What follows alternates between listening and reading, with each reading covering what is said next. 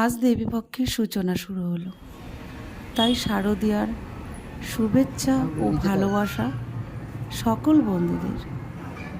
তো আমি আজকে মহালয়ার সন্ধেবেলায় আমি মন্দিরে পুজো দিতে চলে এসেছি। তো ভেবেছিলাম সকালে আসবো, তো সকালে আর হয়ে ওঠেনি।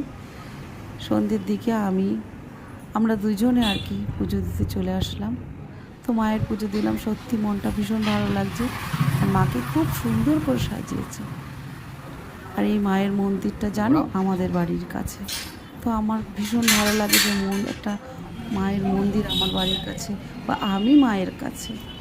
তো আমি পুজো দিলাম, তারপরে চলে গেলাম ওই বজরংবলী মন্দির। একদম মন্দিরের গায়ে আমাদের বজরংবলী মন্দির আছে। তো ওই মন্দিরে ওইখানে যখন পুজো দিই, তুই বজরংবলীর মন্দিরে পুজো দিই। তার পাশে রয়েছে হলো মানে